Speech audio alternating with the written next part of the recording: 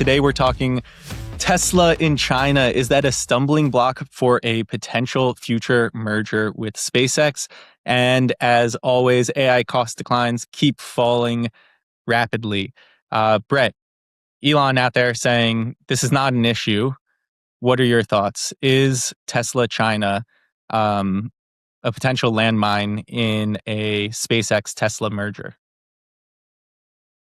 I could understand why Tesla China poses a somewhat uncomfortable puzzle piece for any SpaceX Tesla merger, since SpaceX has a lot of national security related business, and there are plenty of restrictions on, kind of call it dual source type technologies entering China. I don't see it as a stumbling block because there are probably ways to ring fence the Chinese assets. It is interesting that Tesla Shanghai, the fact that Tesla owns its own factory there is really an anomaly relative to the rest of the automotive landscape. And I would say an underestimated testament to Elon Musk's ability to navigate kind of political choppiness in all kinds of different ways. I think that, to be honest, for Tesla's future value, the China factory is not that important, since Robotaxi is where most of the future economics of the business are going to lie. And we don't think that China is going to be a place that they're able to generate a lot of Robotaxi revenue because of combination of regulatory pressure and having to deal in local players. And it's a very low cost per mile ride-hail market already. But they do export from Shanghai to non-European, non-US countries. So it is a manufacturing footprint for them that's important.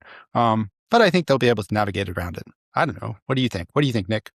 Yeah.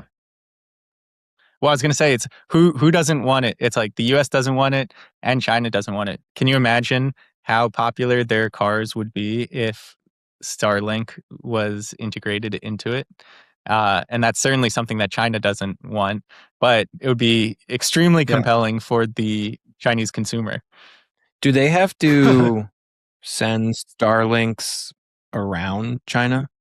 Or do they allow Starlinks to fly over China? No. They can't do anything about it. Yeah, exactly. It's in space.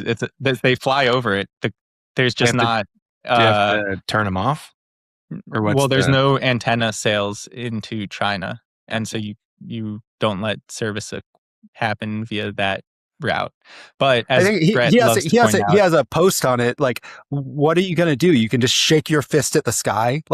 In Tehran, there's all these satellite dishes so people can get, illegal satellite TV. This is prior to low Earth orbit constellations. And those were totally illegal. I think that Tesla SpaceX certainly needs to kind of not get totally off sides of the Chinese government. So shouldn't actively try to solicit the business, but I would imagine that they would, happily accept money from someone who seems to be from elsewhere, who happens to have a, Starlink in China. I don't know. Isn't this largely out of Elon and Co.'s hands? Isn't this just a government, the military this is our stipulation if you want to merge and be a defense company. Otherwise, you lose all of your defense contracts type of deal. As much as he's saying, no, that's not going to happen. Does he? I mean, he obviously has sway in the government, but I'd imagine it's just, military protocol to say, hey, you can't have this type of business going on with a potential adversary. I think, to Brett's point, this is not an insurmountable hurdle. It's owning a car factory in China was arguably a bigger hurdle than figuring this out with respect to operating a business and ring fencing a portion of it. And I think I'd echo what Brett said, which is the China factory was a keystone of Tesla, I'll call 2.5, where everything was riding on the ability to scale auto and decrease battery costs.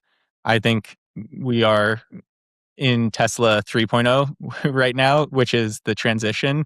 And it's pretty clear Tesla 3.5 is the Robotaxi, in which case, that's all being manufactured in the US and the China factory is still important, but no longer the driver of future value. And it's probable that they won't be allowed to sell Optimus robots in China anyway.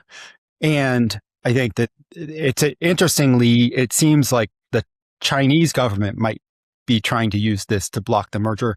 I could understand why the Chinese government doesn't want SpaceX to get access to Tesla's Robotaxi cash flow. And so, it's a complex negotiation. I'm glad I'm not in the thick of it, but I do think that Elon has shown the ability to navigate through these things in the past.